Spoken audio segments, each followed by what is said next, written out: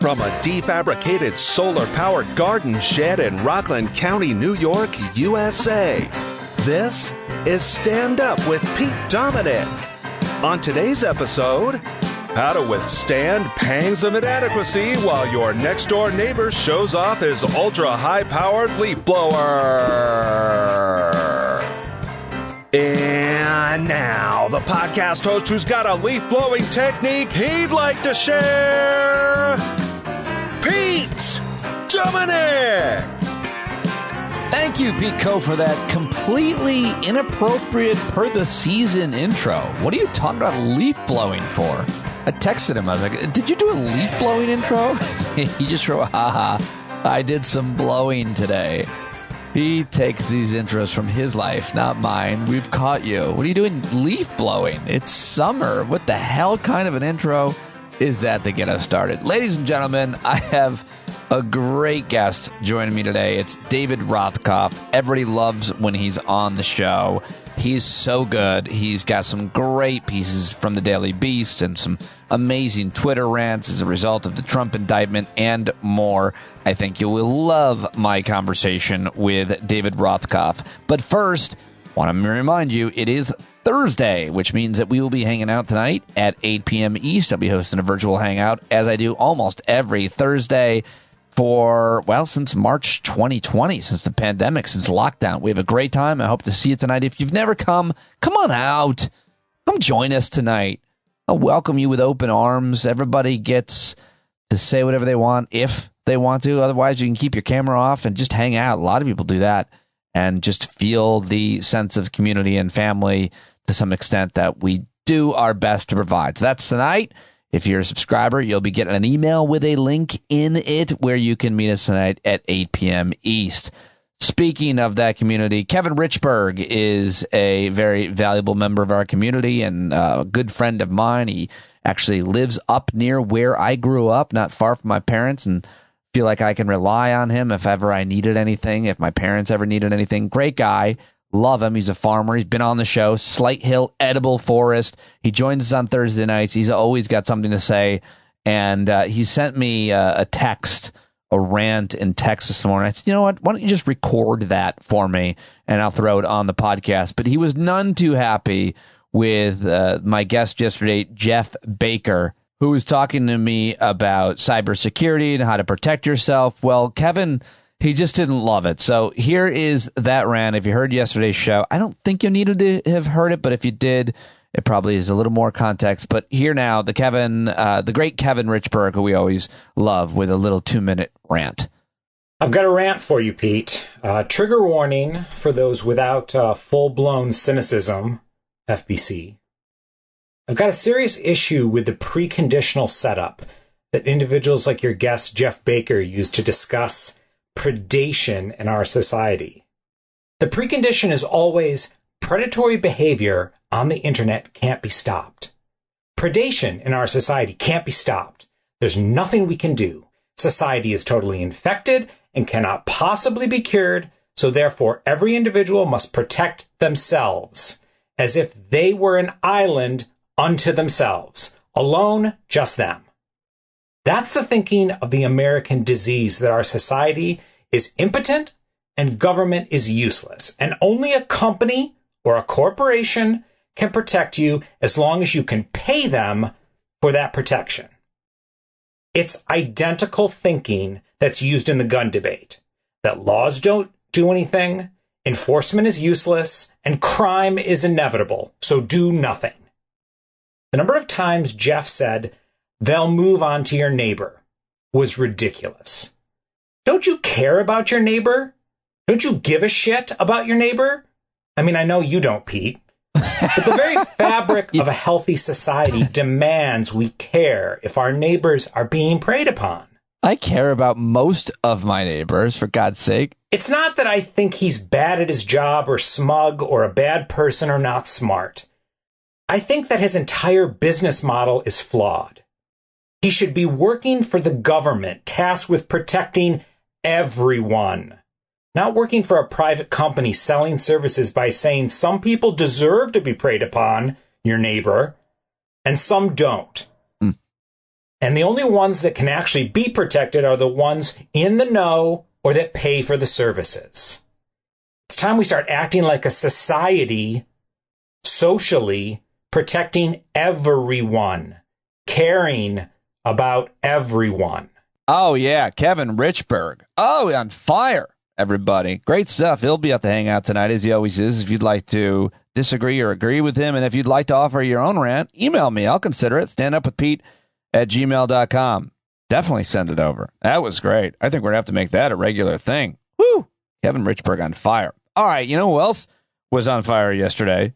Congresswoman Jasmine Crockett, who not only broke new ground Wednesday night as the first black woman Democrat to play in the congressional baseball game in Washington, D.C., but who did she rip? Lauren Boebert scorched her as the adult in the room in a hearing yesterday, a congressional hearing yesterday, the Oversight Committee was having. I'm not even going to play the Lauren Boebert stuff. She was just being so rude to a witness, not allowing her to speak and insulting the witness. It was pretty mind-blowing. So, but I think this clip speaks for itself. About 2 minutes and 20 seconds.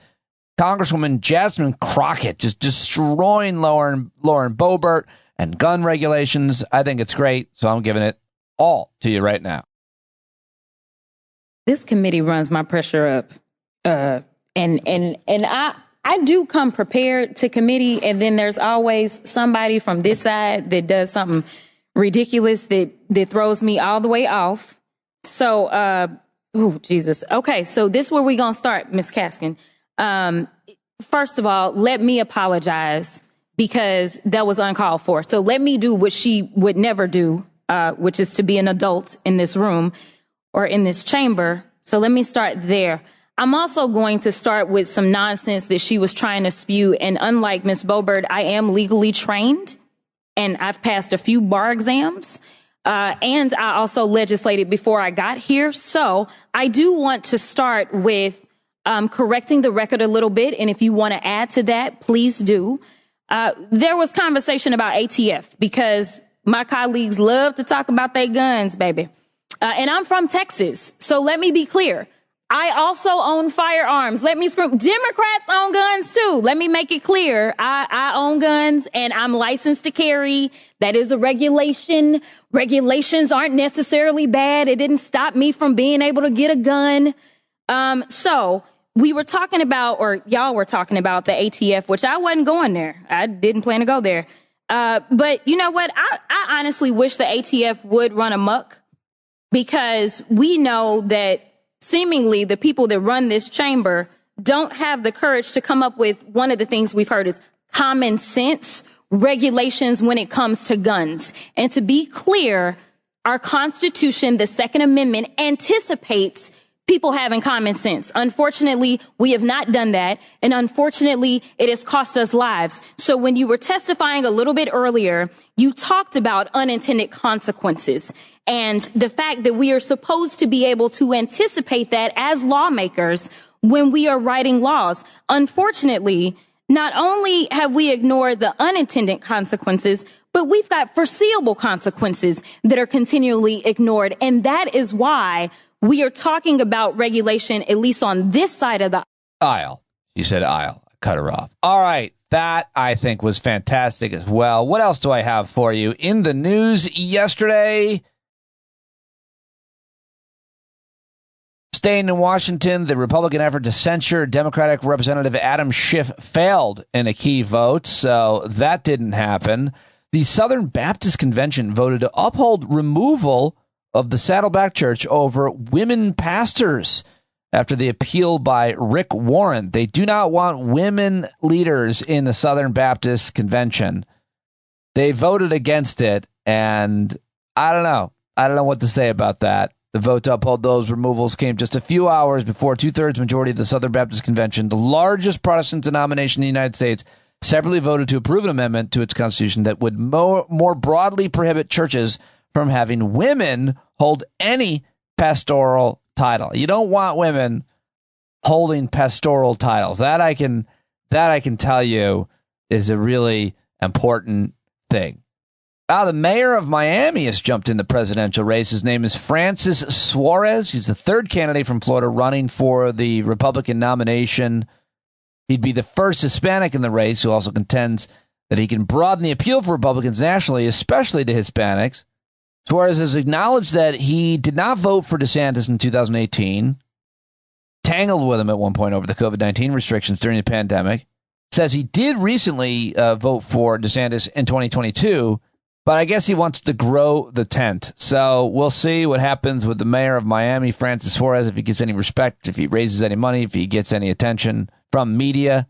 And finally, Daniel Penny has been indicted by a grand jury in New York City because of the chokehold death of Jordan Neely on the New York subway. And I made a TikTok about this yesterday that I want to share with you, and then we'll get to my conversation with David Rothkopf. But here I am at Pete.Dominic on TikTok talking about the chokehold death of Jordan Neely, and I'm walking through the park near my house. Here's the thing. It turns out you just can't kill somebody because they make you feel uncomfortable. That's the situation now in Manhattan, where the former Marine, choked to death Jordan Neely. Yeah, Jordan Neely actually hadn't committed any violence. And even if he had, doesn't mean you choke him to death like that.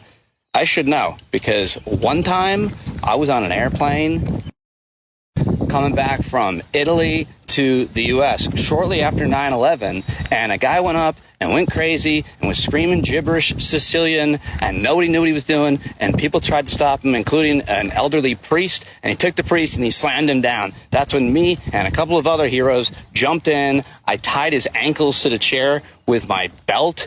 I stood up. He ripped my shirt off. I looked like John McClane from Die Hard. It was crazy. And the airline thanked us by sending me like some kind of travel kit with like hair supplies in it, even though I had no hair. So that's what I got out of it. But me and a couple of other people, including one doctor who put a syringe in a dude's arm like it was a sedative, which was probably illegal and I think unethical, but he did it. Anyway, no more problem from that guy. They brought him to the psychiatric ward when we landed at JFK. That's normal. That's normal. We didn't restrain the guy and kill him. It happens every day all across the world. This is an exception. You can't do that. Guy's going to jail. Justice, maybe. There you go. A little TikTok rant from yours truly over at Pete.Dominic. Go follow me on TikTok. All right. Well, that's it. Let's get to my conversation with David Rothkopf. He has quickly become one of our favorite guests in the past year alone, and I love going to him. I love talking to him. He, of course, is the host of Deep State Radio. He is a regular columnist contributor at The Daily Beast. He's the author of several books, including most recently American Resistance, the inside story of how the deep state saved the nation. He's a foreign policy, national security, political affairs analyst and commentator who I love discussing all of the issues that we always talk about, that he writes about. He's awesome on Twitter, where he's constantly ranting and writing threads that get retweeted by hundreds, if not thousands, at DJ Rothkopf. We talked about a whole bunch of stuff. Great conversation. I think you're going to love it. Learn more in the show notes and follow him and let him know that you heard him here. Let's do it right now with David Rothkopf. There he is, David Rothkopf. We're always happy when you're able to join us. Couple Daily Beast pieces, couple threads, and I'm sure plenty to talk about on your podcast. But thank you for joining me. It's my pleasure. I haven't listened to Deep State Radio this week. Anything good that you want to plug before we get into it? We did a very good show on Monday with a guy named Calder Welton, who is just written a book on spies and spying. And we had great conversation with him and former CIA operative Mark Polymeropoulos about how they feel about a president who tosses around nuclear secrets and military war plans as our former president did. One of the things, that sounds really good. I'm going to go listen to it and then see if I can book those guests and scoop it. But you write about in the Daily Beast is that the Trump case isn't about, quote, documents. It's about national security. And you're scolding those of us in the media who refer to it as the documents case. Make the case here as to why that matters. Well, look, I mean, it's if it were just about documents, it wouldn't be a case. It'd be a little bit of a bureaucratic kerfuffle. But when you misplace or mishandle documents like nuclear secrets or information gotten from human assets or war plans, then you put at risk our intelligence assets. You put at risk our alliances and our allies, their assets. You make it more likely that we are in danger. And that's why we take this really super seriously. If you're in the government, you have high-level clearances. I had high-level clearances. I had a safe in my office. I had, certain things you wouldn't do except in a SCIF, a special facility set up to review these kind of documents. It was because you realize the stakes are super high. Yeah. And when I talk to people like people in the intelligence community, they take this real personally. They're like, this guy is putting the people I worked with at risk of death. This guy, people in the military, this guy is putting our soldiers at risk.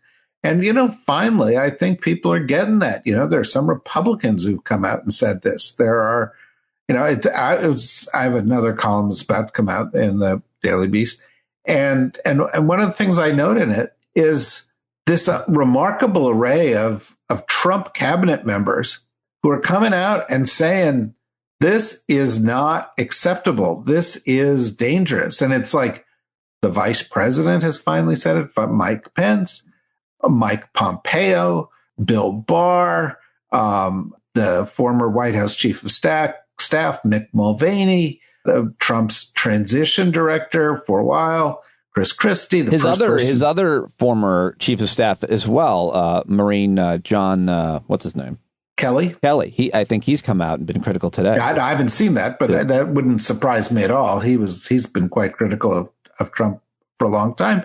Nikki Haley, who was his UN ambassador, and people are like, oh yeah, Trump's going to come out of this stronger. Bullshit. Trump is going to come out of this weaker and weaker and weaker. Well, make the case as to why that is, because I think that argument is being made as a result of the Manhattan indictment, and it looked like he skated on that. It looked like he did come out stronger. It looked like his polling went up and nobody caught up with him like a DeSantis. It looked like it didn't hurt him, but it helped him. And finally, I guess it looked like he's a martyr. So why is that not true? Well, first of all, who's it helping him with? Let's break it into two. It's not helping him with independents. It's not helping him with Democrats. That means it's more likely that he'd lose a general election. So on the one hand, Republicans look at it and they go, oh my God, we may have a base that backs this guy, but if we back this guy, we're going to get our clocks cleaned in 2024. But as I said, Trump's cabinet is saying this is serious. They didn't say that in the Alvin Bragg case. Senior people on the Hill are saying it. They're, Mitt Romney you might expect it from, but people like, the congressional Republican leadership had a meeting. There was a story just picked up today on NBC. And behind closed doors, they were like, this is going to be a problem for us. Polling data has shown that in the past month, his lead over DeSantis has shrunk a little bit. But more importantly, even though some Republicans feel this is politically motivated, there's a substantial group, and depending on the poll, it could be as high as 35%, who think this may be disqualifying. 90% of Democrats believe that. Almost 2/3 of independents believe that. Well, look, if he can't win the general election, he's going to hurt the party. And I think what's going to happen here, and frankly, that's the point of this next article that I've got coming out a little later today, is that Trump's going to reach, what I call his Wile E. Coyote moment. There's his, where he's going to be like running and he's going to look down and there ain't going to be anything underneath him anymore. There's going to be no support. And the next thing you know, that you just see the bottom of the canyon floor. He just falls. Yeah, he just falls. Oh, man, I'm going to put some sound effects in post on that.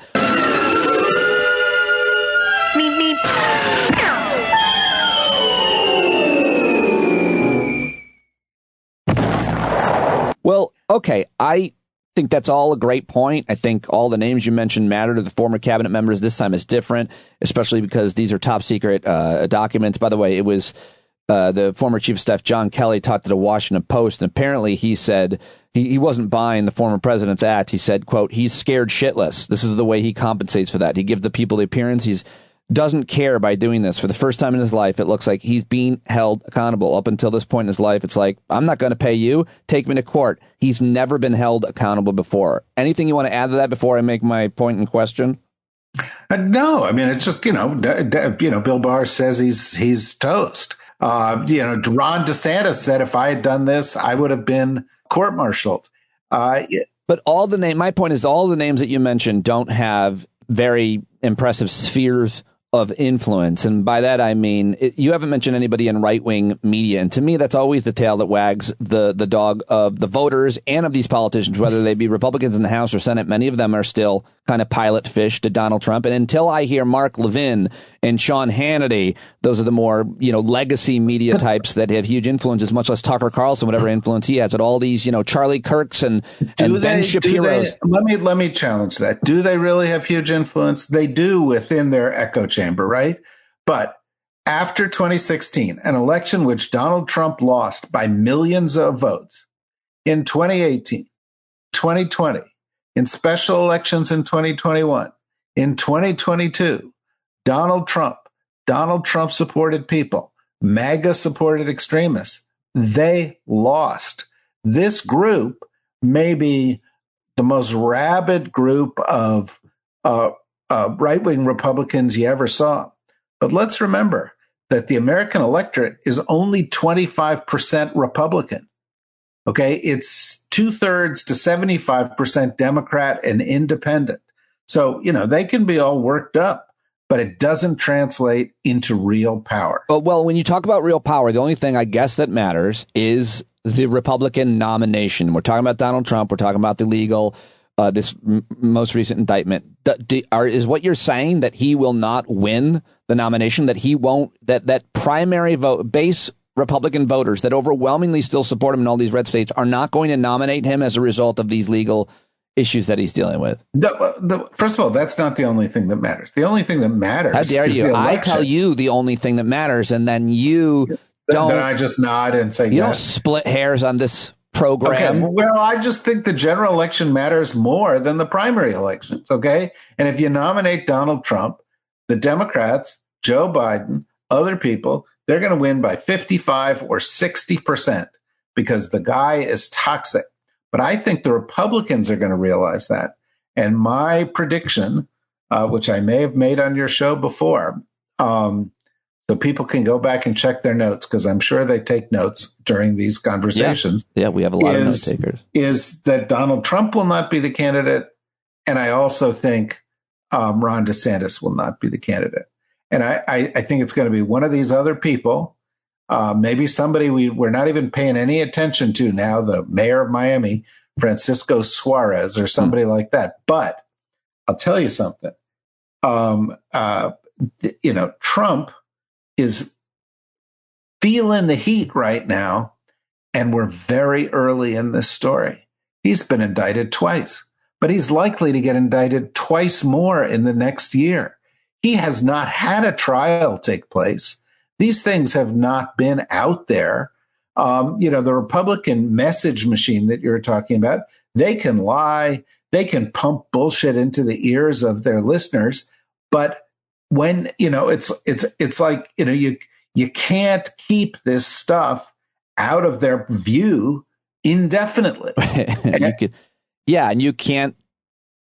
Often they make arguments that people will buy that are believable, but I watch the Sunday shows and I watch Jim Jordan and Lindsey Graham, and they're exasperated. They were exasperated. They couldn't find a way to make a credible argument when they were up against the audio of Trump saying, I can't do this, but here, look, it's me doing it.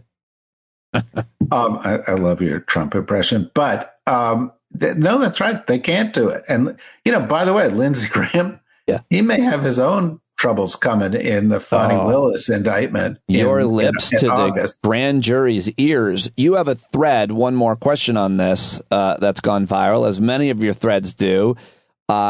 which in part, if I had to pick, and it's impossible to pick because it's a whole list of details here, I'd pick this. Because this is about, this thread is about how you're surprised by how much degree of deference Donald Trump has been given in this case and the general acceptance of that. Because, as you write, the one part I'd pick, this is a case about a U.S. citizen who put our national security at risk and then entered into an elaborate scheme to cover up what he did and hold on to secrets he was not entitled to have. That he was president should not enter into his treatment. You say a lot more. Say a lot more now. Well, I mean, I just find it completely outrageous. Donald Trump, when they discovered that he had these documents, they said, oh, please give them back. And he said no. So they said, please give them back again. And they said no. And then they went back and forth. And it went on for a year and a half. Okay. Have you seen the movie on HBO, Reality? No. That's not what happened to Reality Winner. Oh. Okay. They showed up at her house. Yeah. And the moment after they showed up at her house, she was thrown in the can. She was in jail. She was in permanent custody until she finished serving her sentence. She stole one document. Trump has stolen many more than that. I think, frankly, it's a bit of a dereliction on the part of the Department of Justice to be so deferential when the documents are so damaging. You've got all these people, who knows who, wandering around Mar-a-Lago. Some of them are spies. They know that this stuff is lying around there. They're looking for this stuff. Every day that passes, every month that passes, there's more risk that comes from this stuff. And then when the guy gets, finally, he gets indicted and he goes in like yesterday, there were no mugshots. There were no handcuffs. There was no couple of hours sitting in a cell. He went there in a 16-car motorcade like he was the current president, and then went off to a campaign event at Versailles, this Cuban-American restaurant in Little Havana in Miami, to be cheered on, based entirely, by the way, on the lies that he spewed. And he was allowed to attack the family of the prosecutor. And nobody has said anything about that. Right. Mention Jack Smith's wife. Nobody said anything about that. You make an amazing case about the deference and why he is getting so much. But I think the only thing that I can imagine, people, arguing is somehow this is different. We've got to keep the credibility of our institutions, whether it be DOJ or FBI or even the President of the United States, like they care about that. But more importantly, the point that a lot of people have made, smart people that I like, I don't think I agree with them, though, is that they have to tiptoe around Trump with these cases because of the potential for actual violence at the courthouse or anywhere else. And that is the argument that some people make. What do you say about that, given the cosplayers LARPing, like 20 of them outside the courthouse? It really was not much, I feel like. No, and that was another one of the reasons I think you're coming up to the Wile E. Coyote moment, because when he was indicted by Alvin Bragg, nobody showed up. There were more reporters and anti-Trump demonstrators than there were pro-Trump demonstrators. Yesterday, you saw this motley crew of pro-Trump demonstrators who looked like, people waiting around to be in an Ozempic ad because they were in real trouble. With a bunch, it's not unfair. No need to body shame these poor people. Look, once you cross the line and you're the enemy of democracy, I'm going to do whatever I can. Okay. I'm sure it's offensive to somebody, but attacking democracy is offensive to me. Being a racist, that's offensive to me. So anyway, the point is he doesn't have the support. Arresting the people for January 6th has had an effect. That keeps these people in line. And secondly, what kind of government are we if a bunch of toothless morons with AR-15 say we're coming after you, so don't treat our Donald bad when he steals nuclear secrets? Come on, he's stealing nuclear secrets. The guy deserves to be arrested. He deserves to go to jail, and while he's in jail, he can then serve, being tried for trying to blow up the government of the United States. This is not like, there's no gray area here. The only possible arguments against taking a strong stand on Donald Trump are lies. The only possible arguments against taking a strong take on him are lies. The pro, all the Trump defense. Oh, yeah. You've been watching. You're a nerd. You're sitting there going through absolutely Twitter and all this other stuff. And so you've got all these Republicans. They say we're 75 million Trump supporters out there putting on their thinking caps. Okay. And what have they come up with as a defense of Donald Trump? Nothing. What about Hillary? What about Hunter? What about Joe Biden? What about Mike Pence? They do the whataboutism, even though each one of those things is different and BS, because they don't have a defense. This is indefensible behavior. Got to ask you about a couple of other subjects I know you got to go, but one is continued progress on the economy, specifically the big numbers on inflation. U.S. producer prices declined in May, restrained by a drop in the cost of gasoline and underscoring continued easing in supply side inflation. Of course, President Biden taking a victory lap. He tweets, "Good news on inflation continues. Prices for producers falling overall last month. Producer inflation down to its lowest level since December 2020. That has been a big talking point, argument, and a real issue for Americans." By the way, probably good to mention, as thanks to your Twitter feed, I saw Larry Summers predicted that we needed more unemployment for inflation to drop. He was wrong again, and I can't say enough times how often that guy's wrong, how Jon Stewart really handled him on that issue, by the way. But though the point is, what do you think about this inflation drop and what it means for the economy, what it means for, Joe Biden and the election? Because this has been a big, real issue for people. Joe Biden got it right. Joe Biden threw out the playbook that Barack Obama had used, that Bill Clinton had used, that Democrats and Republicans since Ronald Reagan had used, the neoliberal playbook. The let's do everything so that Wall Street is happy playbook. And he said, no, we got to take care of people. We've got to go and put a lot of money in to save jobs during the COVID thing. And Larry Summers and the others were howling, oh, my God, if we have high employment, then we're going to have high inflation. And Joe Biden said, no, we can manage both of these things. And inflation went up a little bit. And now a year later, it's down to 4%. And it is trending downward. He managed to keep those people employed. He managed to care about real human beings and the real economy, and not Wall Street and the casino that has been essentially dictating our actions for the past 40 years. And I think it's a change. I think it's a huge change. We talk about Trump and we talk about, Joe Biden's too old or whatever. Joe Biden has changed the economic playbook for the United States of America in a profound way that benefits real people, real companies, real jobs, competitiveness, gets us building factories in which we make chips, gets us competing better with the Chinese, gives us an actual industrial policy, something that for 40 years we weren't even allowed to talk about, does not go for free trade deals every time one comes up because we recognize the dislocations are costly to our society. He has done what people have been talking about for half a century, and it's working. What you're talking about, the results you're reading are, this actually works. And I think it's a huge deal. We talk so much about Joe Biden. We don't talk enough about the people in the administration that are basically guiding him and that he's listening to and trusting, because there are some real heroes. I know you know a lot of them, but we should probably always let people know that there's a whole bunch of young, diverse group of people. Young and old alike. Janet Yellen, the Treasury Secretary, is not young by anybody's definition. But, Janet Yellen in the first year of this administration went out there and got a minimum global corporate tax put into place. An amazing fact, which sort of lifted the floor for all of these companies and made it better, easier to compete. Janet Yellen has been an excellent Treasury Secretary.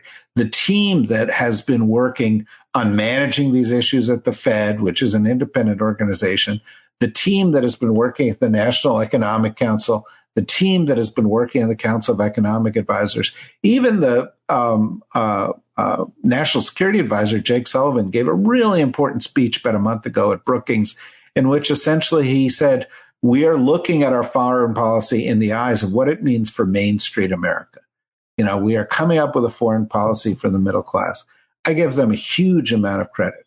And I think one person you may want to keep an eye on is yesterday the Senate confirmed the chairman of the Council of Economic Advisors, Jared Bernstein. Jared Bernstein is an excellent economist, but he's also the funniest economist. Is that right? No, I've interviewed Jared, and I've admired him for a really. Jared has done stand-up comedy. Yeah. In downtown DC. Whenever there are competitions around this stuff, he wins it. Get him back. Talk to him about this stuff, because he is brilliant and he's a good economist and he's a good guy, but he's also funny. Yes, I will definitely do that. All right, before I let you go, I got to ask you just real quick about your your newest Daily Beast piece is the Wile E. Coyote moment, which is up and looks really good. Can't wait to read it. But I do have to ask you, because I covered this a lot in talking about it. The Saudi Gulf takeover shows Isn't it amazing? When I came on this podcast, we began our conversation 20 minutes ago. I had just filed the last edit in that podcast. And here we are 20 minutes later, and it's up before I do. It's amazing. Well, I'm constantly looking at another screen when I'm interviewing you, because I've got your articles. Like ESPN. Well, no, I'm always focused on I think I'm good at this, but I'm talking to you. I'm looking at your article. So I'm looking at your byline over at the Daily Beast. And I just saw that it was up, and I did think, oh, wow, I bet he doesn't even know that. But by the time this podcast gets posted, everybody will get to see it. So Saudi Gulf takeover shows U.S. is losing its cultural superpowers. And, we can talk about China here. I know Secretary Blinken on his way to China. There are a lot of other players out there. But tell me about this piece, because the LIV-PGA merger is a really important thing to discuss outside of the horror that it is. I mean, it is golf. I'm not that mad about it. I'm not that surprised that they would, go for the money. They could take every golf course in America and fly it to Saudi Arabia. I wouldn't give a crap. Okay. I have no interest in it at all. Okay. I'm not that kind of old white guy. It is definitely an old white guy sport. I'm not that guy. I play tennis, but we need to see it as a symptom.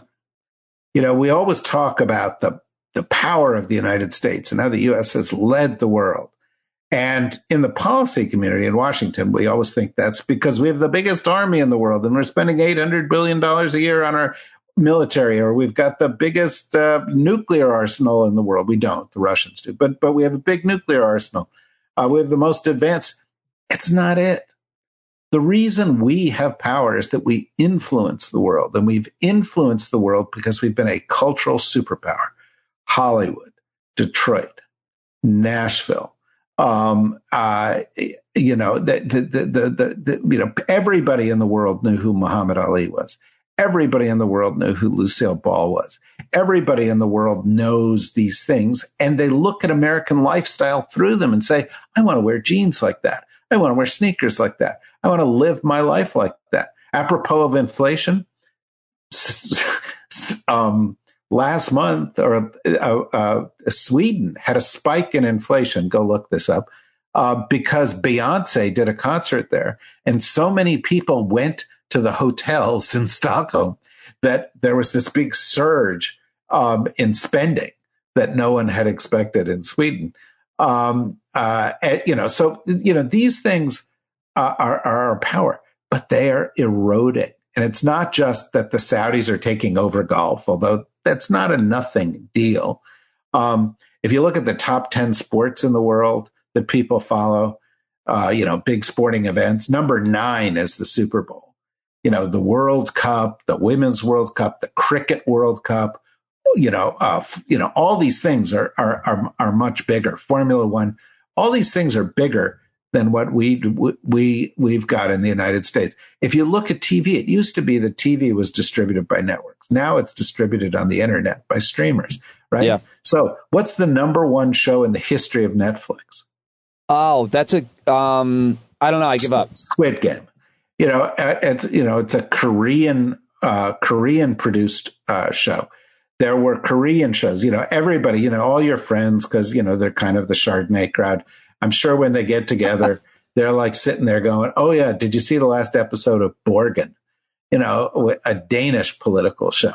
With all due respect, if we put out a Twitter poll and said which of these two guys is more likely to hang out with the Chardonnay crowd, you're going to win that. Yeah, I know. I know you think that, but you want to talk about the Denver Nuggets? I can talk to you about normal stuff, but here's the thing. More and more of the content that people consume is not being produced in the United States. It's being produced in Korea. It's being produced in Europe. It's being produced in China. China created TikTok. 3.5 billion people are on TikTok. 150 million Americans. The average amount of time an American spends on TikTok, on which a lot of the content comes from internationally, is an hour and a half. An hour and a half a day on TikTok. It's all, every other developed country in the world has a ministry of culture. They have a strategy. They seek to produce these things. And we've been because we had, Seinfeld, we didn't need to do this stuff. Well, the worm is turning, and in a world of streaming technologies, of everybody having a device in their hand that they can consume this stuff with, of rising powers that are putting a ton of money into promoting their culture, we need to realize if we lose that influence, it's going to weaken us. You would know. You're married to a person who is both an internationally acclaimed opera singer and now also serves at the U.S. State Department as a cultural envoy for the past 20 years. And so she is influencing you on these opinions, and I'm sure it's why you wrote this piece. So just to show where you're getting all this. Let's be clear. Yes, I'm influenced by her. Yes, she is smarter than me. Yes, she knows a lot more stuff than I do. But the first 10 years of my career, I was a theater director and a TV director. Right. Sure. This is the world that I came from originally. And I wrote an article 25 years ago, before I met my wife, called In Praise of Cultural Imperialism, which is still probably the article I wrote that gets the most stuff. And in which I said, it was in Foreign Policy Magazine, long before I had anything to do with Foreign Policy Magazine, in which I said, if the United States wants to continue to lead in the world, then it is in our interest that people speak English, listen to our products, and so forth. Then, of course, needless to say, I get death threats from like the Quebecois, that they're like, how dare you? We should all be speaking French. And I get that. I wasn't saying it's better for the world. It's better for the United States to be out there promoting our cultural assets, just simply because it allows us more easily to lead. You make a great case in this article, and it's really interesting to talk more about. I want to read that original article in Foreign Policy Magazine. I'll have to go find that unless you have it handy. It's there. They teach it in like hundreds of schools, and I'm constantly being berated. You're a cultural imperialist. And it's like, no, read the article. What I'm saying is it's in the U.S. national interest to promote this stuff, whether it's good for the world or not. I think it's better for the world to have access to more of these different kinds of things. Well, two things could be true, though. You could still be a cultural imperialist for thinking those things, and I think that you are, and I think that you should deal with that label. Thank you. Chardonnay drinking, cultural imperialist. Golf. I get what you think I'm all about, but remember, you're sitting there in some, glorious setting in upstate New York, where I'm from New Jersey. I'm from real America. Yeah. Okay. This is, I'm from hard scrabble. You seem to be having a hard time remembering the hard scrabble part of your life. Well, Summit, New Jersey was the tough streets of Summit, New Jersey. Yeah. No, I get it. I love it when people say I'm from real America. That never triggering to me. No, it shouldn't be. What does that mean? Where'd you grow up? Where'd you grow up, Pete? I grew up in actual real America, Syracuse, New York. Oh, shit. Yeah. You're absolutely right. I defer to you. Yeah. I would never want to do that. We used to have manufacturing. And both my father and my brother went to Syracuse. Well, of course, they went there. We looked at it. We only went there to attend the sporting events. My dad would never consider. That was never even an aspiration for us to attend there as an institute of higher learning. But you did have dinosaur barbecue. Yeah, we have a lot of great things. It's real America, basically. So I don't know. It's real. You know what it is? It's real fucking cold. Which I think is in some ways uniquely American and something that makes me better than you. Because is this what you say to your kids? Do you say, when I was growing up in Syracuse, I had to walk 5 miles in a blizzard every day to. I say, listen, my bones are thicker than yours because I grew up in Syracuse. That's all. That's all I say. My bones are thicker. Because you drank a lot of milk? No, because of the cold makes your bones, that 6 months of freezing, your bones get thicker. There's a whole study on it. It was done by me. It was done by you. Well, I'm sure your daughter does not want to have thick bones. Nobody. That's true. They don't, but you should visit Syracuse. All right, sir. Thank you very much. All right. Nice to talk to you. All right, David Rothkopf. Everybody, go let them know you heard him here on the show. At DJ Rothkopf. People have been giving me great feedback on him being one of your favorite guests, so I keep having him back because he's one of my favorite guests, too. One of my favorite people to talk to. Love him.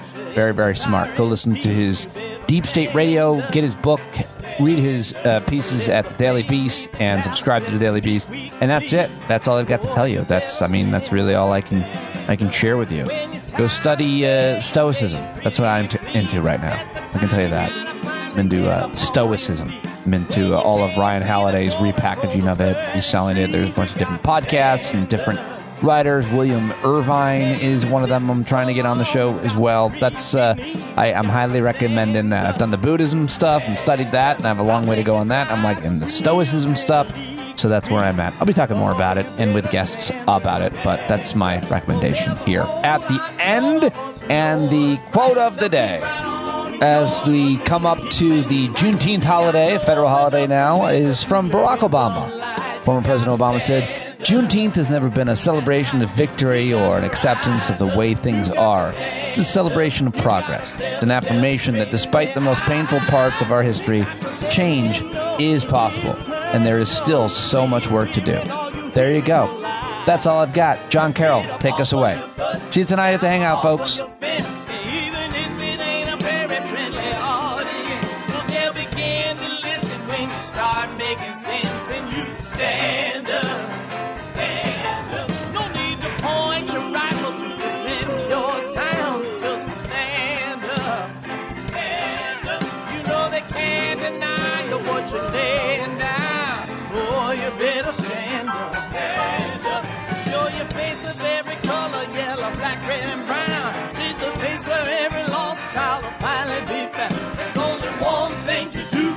Stand our ground, and then stand up, stand up. Well, the founding fathers saw a land for all. They had to stand up, they had to stand up. They had a keen imagination for a crystal ball, drawing all the plans of stand up. But all they had to go on was the time they were in, with other causes for laws, and since they weren't even sin, they knew that change was gonna come before the change could begin. They had to stand up. All right, they had to stand up. We got to stand up. We got to look the devil square in the eye. We gotta let him know it's his time to go, and make it clear when all we hear is a lie. Why you lying awake wondering where the money all went? It'll be the cost of freedom that'll go unspent. You can see him flee the scene of that experiment if you stand up.